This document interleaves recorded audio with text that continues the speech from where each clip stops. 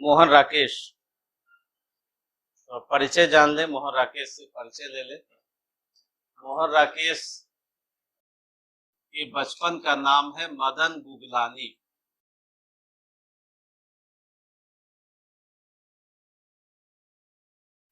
मोहन राकेश के बचपन का नाम है मदन गुगलानी। 1925 से 72 इनका जीवन काल। बहुत कम दिन की अवधि थी मोहन राकेश की। 1925 से 72 यानी कितने साल? 47 वर्ष। बहुत ही कम दिन का जीवन राकेश का। आप अमृतसर के रहने वाले हैं।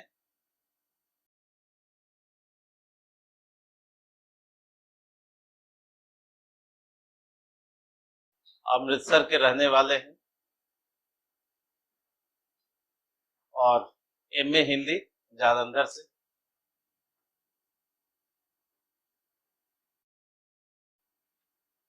ये इनका क्वालिफिकेशन। मोहन राकेश का समय क्या है? 1925 से 72। अमृतसर के रहने वाले हैं और ये बचपन का नाम है। बचपन का नाम मदन गुगलानी। आप नाटककार के रूप में जाने जाते हैं। बड़े नाटककार। और नाटक का नाम आपको याद रखना है। इसमें सबसे पहला नाटक है वो है आषाढ़ का एक दिन।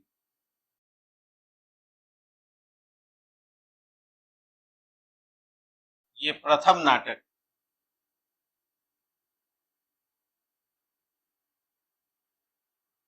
नाइनटीन 1958 और ये यूपीएससी के कोर्स में लगा हुआ।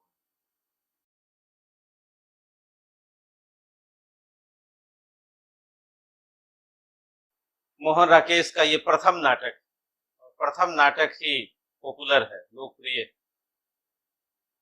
यानी कोई फर्स्ट मैच खेले और उसी में हिट हो जाए, है ना। तो मोहन राकेश का ये पहला नाटक 1958 का, 1958 का। दूसरा नाटक है, नाम बिल्कुल याद रखना है, लहरों के राजहंस। लहरों के राजहंस जो दूसरा नाटक है उसमें उसका नाम है लहरों के राजहंस। और इसमें एक मुख्य चरित्र का भी नाम जानिए कि मुख्य चरित्र यहाँ पर है, कौन है? मल्लिका। इसमें आषाढ़ के एक दिन में, आषाढ़ के एक दिन में मुख्य चरित्र कौन है? मल्लिका है। और कौन है? कालिदास। ये दो मुख्य चरित्र हैं। लहरों के राजहंस में जो मुख्य चरित्र हैं इसमें वो है नंद। ये बुद्ध के भाई, बुद्ध के भाई, महात्मा बुद्ध के भाई हैं। उनका नाम है नंद। इनकी कहानी हम लोग समझेंगे। पहला जो नाटक है वो क्या है? मोहन राकेश का आषाढ़ का एक दिन। इसमें मुख्य चरित्र है मल्लिका और कालिदास है और विलोम है। विलोम से परिचय हुआ होगा, प्रियंगु मंजरी, ये लोग मुख्य चरित्र हैं। मल्लिका 3 अंक का नाटक है ये, आषाढ़ का एक दिन। कालिदास से प्रेम है मल्लिका को। कालिदास राजकवि बनने के लिए चले जाते हैं, फिर वो कश्मीर का शासक बनते हैं। इधर मल्लिका अपनी माँ के साथ प्रथम अंक में है। माँ चाहती है कि कालिदास यदि बाहर गए हैं, कश्मीर का शासक बनने गए, तो शादी करके जाए, क्योंकि गांव में चर्चा है कि दोनों के बीच क्या है? प्रेम। तो माँ को लगता है कि इससे अपवाद होता है मतलब बदनामी होती है। तो बदनामी होती है तो ठीक है, अगर प्रेम है तो शादी अनिवार्य है और इनको जाना है, तो क्या करके जाए, शादी करके जाए। लेकिन कालिदास अभी शादी नहीं करना चाहते, मल्लिका भी दबाव नहीं बना। और हुआ यूं कि फिर कालिदास वहां जाकर के दूसरे से शादी कर लेते, और वो कौन है, राजकन्या, और उसका नाम क्या है, प्रियंगु मंजरी। फिर तीसरे अंक में लौटते हैं, कश्मीर में विद्रोह हो जाता है, क्योंकि ये साहित्यकार हैं और कश्मीर की राजनीति को नहीं समझ पाते। वहां पर माहौल में उपद्रव होता है। फिर उसके बाद कालिदास को लौटना पड़ता है, और कालिदास लौटते हैं तीसरे अंक में मल्लिका के पास। अब जीवन पुनः प्रारंभ से वो चाहते हैं कि नए तरीके से जीवन शुरू हो, लेकिन इसी बीच बच्ची के रोने की आवाज आती है, और कालिदास पूछते हैं ये कौन, तो मल्लिका कहती है कि ये मेरा वर्तमान, मैंने अपना नाम खोकर एक विशेषण अर्जित किया है, ये कहती है मल्लिका। तो फिर वहां से कालिदास चुपचाप निकल जाते हैं। नहीं, ये कहानी है। तो मल्लिका अपने निष्कर्ष को प्राप्त नहीं कर पाती, जो जीवन का जो निष्कर्ष है वो प्राप्त नहीं कर पाती, और कालिदास को भी जीवन का निष्कर्ष नहीं मिलता। और विलोम भी पूरे जीवन किसको पाना चाहता है, मल्लिका को पाना चाहता है। मल्लिका से वो प्रेम करता है, लेकिन मल्लिका किससे प्रेम करती है, कालिदास से करती है। ये जीवन की विडंबना है कि कोई किसी से प्रेम करता है तो वो किसी और से करता है ना। तो कालिदास से मल्लिका प्रेम करती है, मल्लिका से प्रेम कौन करता है, विलोम करता है। और विलोम वहीं पहुंच जाता है जब ये दोनों मिल रहे होते हैं, अचानक वहां पहुंच जाता है। विलोम कहता भी है कालिदास को कि तुम क्या हो, एक सफल विलोम, और मैं क्या हूं, एक असफल कालिदास। अंत में मल्लिका उसको मिलती भी है, तीसरे अंक में मिलती भी, लेकिन उसके बावजूद भी विलोम अपने जीवन निष्कर्ष को नहीं प्राप्त कर पाता।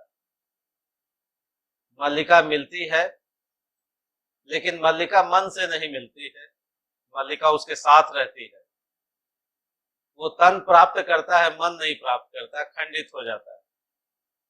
इधर कालिदास भी खंडित है, मल्लिका भी खंडित है। यानी मोहन राकेश के जो चरित्र हैं नाटकों के, वो अपने जीवन निष्कर्ष को प्राप्त नहीं कर पाते। ठीक वैसी ही कहानी लहरों के राजहंस में भी है। लहरों के राजहंस जो नाटक है उसमें नंद मुख्य चरित्र है। ये बुद्ध के भाई हैं, और महात्मा बुद्ध के ये भाई हैं, चचेरे भाई। और महात्मा बुद्ध चूंकि पॉपुलर है, तो नंद भी चाहते हैं कि हम भी बुद्ध जैसा क्या हो जाए, पॉपुलर हो, हमको भी लोग जाने, और वाजिब है चूंकि उसी घर के। लेकिन नंद की समस्या यह है कि ये प्रेम करते हैं, और प्रेम करते हैं उसका नाम है सुंदरी। ये सुंदरी से प्रेम करते हैं, कौन, नंद। और नंद द्वंद में रहते हैं, वो एक तरफ तो बुद्ध होना चाहते हैं और दूसरी तरफ सुंदरी को भी नहीं छोड़ना चाहते, है ना। तो ये द्वंद में, और अंत में वो भी जीवन निष्कर्ष को नहीं प्राप्त करते, और उनका जो प्रामाणिक जीवन खंडित हो जाता है। तो वहां कालिदास का भी व्यक्तित्व खंडित है। यहाँ नंद भी सुंदरी और बुद्ध होने के द्वंद में, वो बुद्ध होना चाहते हैं लेकिन सुंदरी को भी नहीं छोड़ना चाहते, यानी प्रवृत्ति मार्ग को भी अपनाना चाहते हैं। और यहाँ नंद भी खंडित है। एक तीसरा नाटक है जो नाम जानना चाहिए आपको, और वो है आधे अधूरे। आधे अधूरे एक तीसरा नाटक मोहन राकेश का, उसका नाम क्या है, आधे अधूरे। और 1969 का नाटक है ये, 1963 का ये नाटक आधे अधूरे। और यहाँ की जो मुख्य चरित्र है वो है सावित्री। यहाँ की मुख्य चरित्र कौन है, सावित्री। और सावित्री मध्य वर्ग की महिला है, इनके साथ भी वैसी ही कहानी है, मध्य वर्ग की महिला है। इनके पति महेंद्र है, और इन्होंने एक व्यवसाय प्रारंभ किया है। 2 बेटी हैं सावित्री की और 1 बेटा है, 3, और पति पत्नी अपने 5 लोग हैं घर में। महेंद्र को सावित्री समझती है कि योग्य नहीं है। सावित्री क्या समझती है अपने पति को, ये योग्य नहीं है और व्यवसाय में इसलिए घाटा हुआ है कि इनको ये व्यवहारिक नहीं है, योग्य नहीं। और पूर्णता की तलाश में सावित्री भी क्या चाहती है, पूर्णता की तलाश चाहती है। और इस पूर्णता की तलाश में वो कई पुरुषों के संपर्क में आती है। कौन? सावित्री। उनका भी घर विखंडित हो जाता है, मध्यवर्ग की महिला है, पूर्णत्व की तलाश आती और इसके साथ साथ वो कई पुरुषों के संपर्क में आती। जो बड़ी बेटी है उसका नाम बीना है, सावित्री की जो बड़ी बेटी है बीना है नाम। एक पुरुष जो इनके घर में आता है तो उसका बीना से प्रेम संबंध हो जाता है और बीना उनके साथ चली जाती है, इनकी जो बड़ी लड़की। तो वो भी अपने खंडित चरित्र के साथ है। जो एक बेटा है वो भी खंडित है, लेकिन फिल्मी हीरोइन की कतरने काटता रहता है, वो देख देख करके फोटो वगैरह, है ना। तो जो बेटा है वो भी वैसा ही है।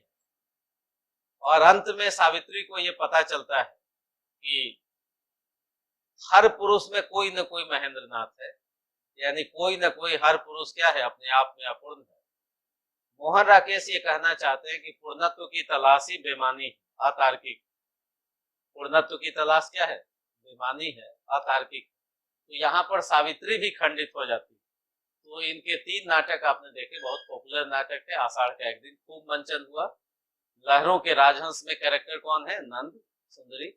और आधे अधूरे में कौन है? सावित्री है, महेंद्रनाथ है, बीना है।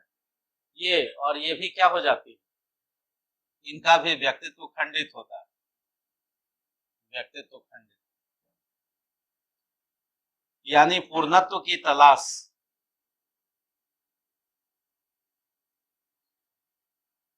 करते करते इनका व्यक्तित्व क्या हो जाता है? खंडित हो जाता है। तो ये 3 बड़े नाटक मोहन राकेश के।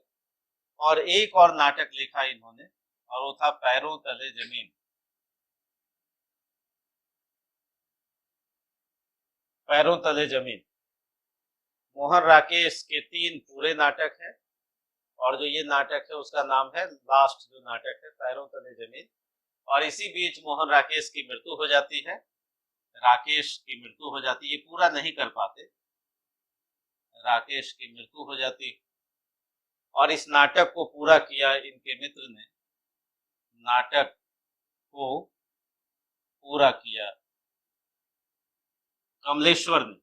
कमलेश्वर इनके मित्र हैं और नई कहानी के आधार स्तंभ हैं। इसको पूरा किसने किया? कमलेश्वर ने पूरा किया। यानी पूरा नाटक लिखने वाले 3 नाटक इन्होंने लिखा मोहन राकेश ने। एक अधूरा नाटक था पैरों तले जमीन, तो नाम याद हो गया। आषाढ़ का एक दिन जो आपके कोर्स में है, लहरों के राजहंस और आधे अधूरे। कई बार आधे अधूरे से एक आध बार सवाल पूछ लिया गया।